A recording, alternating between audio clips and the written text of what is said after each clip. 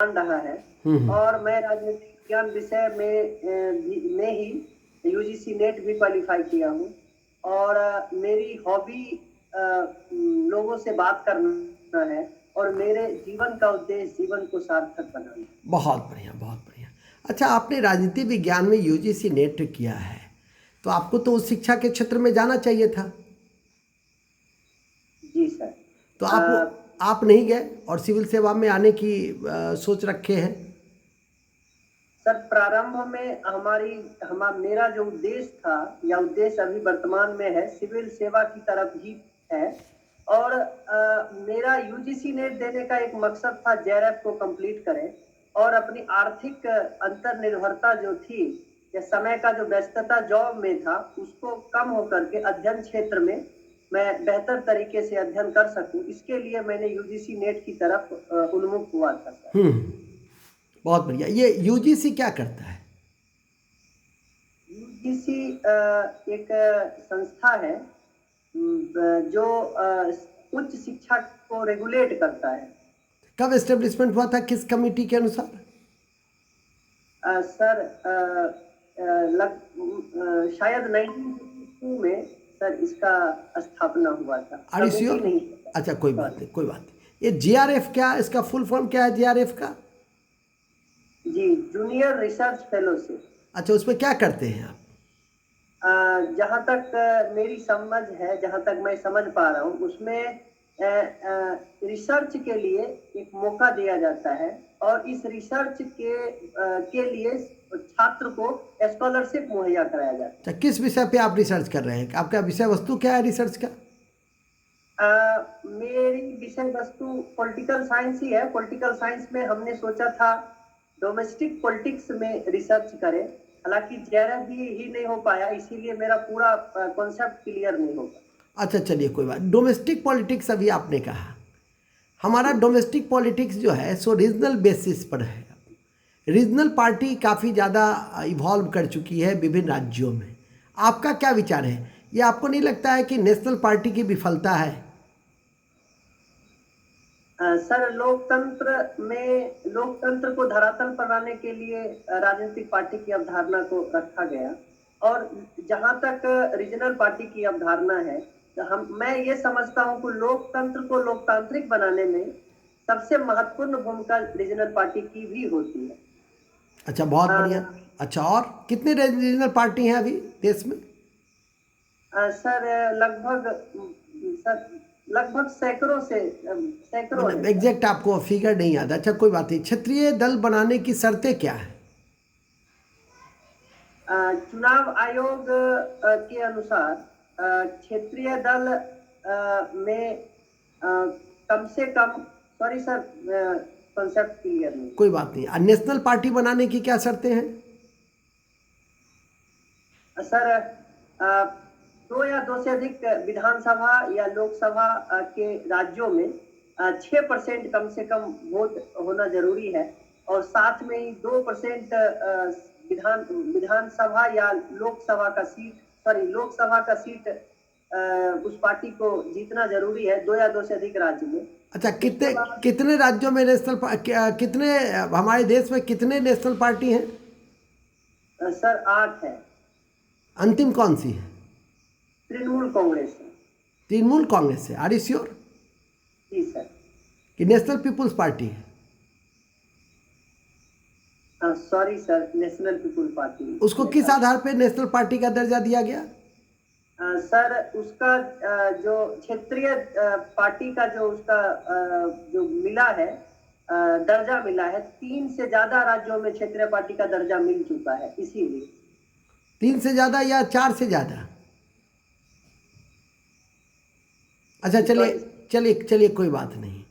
आप इतने उच्च शिक्षा लेकर राजनीति विज्ञान के क्षेत्र में, और वैकल्पिक विषय आपने राजनीति विज्ञान नहीं रखी, आपने वैकल्पिक विषय मैथिली भाषा साहित्य का चयन किया।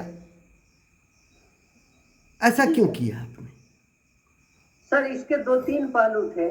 सबसे पहले तो सर ये था कि राजनीतिक विषय भी हमारे लिए इंटरेस्टिंग है, लेकिन मैथिली साहित्य हमारे लिए ज्यादा सहज महसूस हो रहा था उस समय, और वर्तमान में भी। और दूसरा ये है कि मैंने ये सोचा कि लोक सेवक को समाज में काम करना होगा, और समाज को समझना किसी भी लोक सेवक के लिए बहुत जरूरी है। तो समाज को समझने के लिए मैथिली साहित्य, विशेष करके बिहार के समाज का बेहतर तरीके से चरित्र चित्रण किया है। तो एक तो लोक सेवक एक तो मुझे समाज के बारे में बता रहा है मैथिली साहित्य।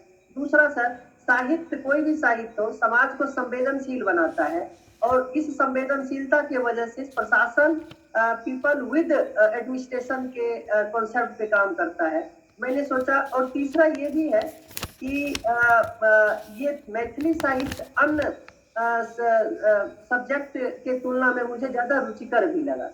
अच्छा, मैथिली में अलंकार होते हैं क्या? जी सर। कितने अलंकार हैं? सर एग्जैक्ट तो नहीं पता, लेकिन उत्प्रेक्षा, उपमा, उपमेय, ये सब अलंकार है। शब्दालंकार और अर्थालंकार दो भाग में बांटा गया है इसको। अच्छा अच्छा, कुछ उदाहरण देकर आप बताने का प्रयास करेंगे? उपमा, उत्प्रेक्षा। उपमा में सर जब हम उपमा किसी जैसे हम कहते हैं कि आप गांधी जी हो गए हो, तो ये उपमा अलंकार हो गया कि हम गांधी जी का उपमा दे रहे हैं। अगर उत्प्रेक्षा देखा जाए तो उत्प्रेक्षा, सॉरी सर, चलिए कोई बात नहीं, कोई बात नहीं, वो तो चेयरमैन साहब आपसे पूछेंगे। मैथिली भाषा साहित्य में कोई ऐसा उपन्यास बताइए जो यथार्थवाद पे आधारित हो और जिससे आप बहुत प्रभावित हो। मैथिली भाषा साहित्य का एक बहुत महत्वपूर्ण उपन्यास कन्यादान और दुरागमन, दो उपन्यास है हरिमोहन झा जी का, जिससे जो हमें लगता है कि एक तो यथार्थवाद पे भी है और दूसरा मैं उससे बहुत ज्यादा प्रभावित हुई।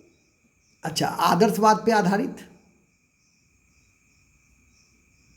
आदर्शवाद पे आधारित सर मुझे आइडिया नहीं। अच्छा सर मैं नहीं लिखा। चलिए कोई बात नहीं सर, चेयरमैन साहब आपसे जानना चाहेंगे। मैथिली भाषा साहित्य आपने लिया, प्रणाम। मैथिली भाषा साहित्य आपने लिया, विद्यापति की जो पदावली है उससे पहली मैथिली भाषा की पुस्तक मानी जाती है, मानी जाती है? नहीं सर, मैथिली भाषा की सबसे पहली पुस्तक देखा जाए तो सिद्ध साहित्य मानी जाती है, और मैथिली लिपि, तिरहुता लिपि में सबसे पहली पुस्तक अगर देखा जाए तो वर्ण रत्नाकर, जो तिरेसर रचित वर्ण रत्नाकर, वो मानी जाती है। और विद्यापति की पहली रचना जो मैथिली में है? जी, विद्यापति जी का फर्स्ट रचना है कीर्तिलता। अच्छा, पदावली जो है कीर्ति पताका, क्या पहले बताइए। कीर्तिलता कीर्ति पताका में क्या अंतर है? जी, कीर्तिलता में विद्यापति जी राजा कीर्ति सिंह के बारे में यक्षगान उन्होंने किया है। ठीक है, और कीर्ति पताका में क्या किया उन्होंने? अब उनमें सर सॉरी सर, हम थोड़ा कोई बात नहीं। अच्छा, पदावली जो है विद्यापति की पदावली में ये पद क्या है? पद से आप क्या समझते हैं? अगर कोई पूछे आपसे कि भाई पद बताओ, पदावली में पद क्या होता है, या गद्य पद में क्या अंतर है? हाँ, नहीं पद पूछ रहे टीचर। पद, तो पद बताइए। पद नहीं, नॉट टॉकिंग अबाउट पद। पद क्या होता है? विद्यापति की जो विशेष करके पदावली है, उसमें जो पद है वो मुक्तक काव्य से संबंधित है। उसमें वो मुक्तक पद पे आधारित। अच्छा, मुक्त देखते हैं कि मुक्तक पद जो होता है वो गेय पद भी होता है, यानी गा भी सकते हैं। विद्यापति के जितने भी साहित्य है वो सब गायन के लिए तो उपयुक्त है कि नहीं है, सो बताइए। लगभग सारे पद गायन के लिए उपयुक्त है। गायन के लिए उपयुक्त होने के लिए पदों को किस तरह से लिखा जाना चाहिए कि उनमें गेयता बनी रहे, गेयता आ सके? कैसे लिखा जाता है? मुक्तक काव्य कैसे समझते हैं? मुक्तक काव्य कैसे समझते हैं कि मुक्तक काव्य है? मुक्तक काव्य उस काव्य को कहते हैं जिसमें कोई प्रारंभ से कोई कनेक्शन ना हो, जैसे उपन्यास में एक से दूसरा का कनेक्शन होता है। ठीक, ये छंदबद्ध काव्य क्या होता है फिर? छंदबद्ध, सॉरी सर, इसके बारे में छंद क्या होता है हिंदी में? हिंदी मैथिली में दोनों तो एक ही चीज है। छंद देखते हैं, छंद, दोहा, चौपाई। तो छंद क्या होता है इसमें? सॉरी सर, इसके बारे में कोई बात नहीं, चलिए तो मैं आपको पॉलिटिकल साइंस की तरफ ले चलता हूँ।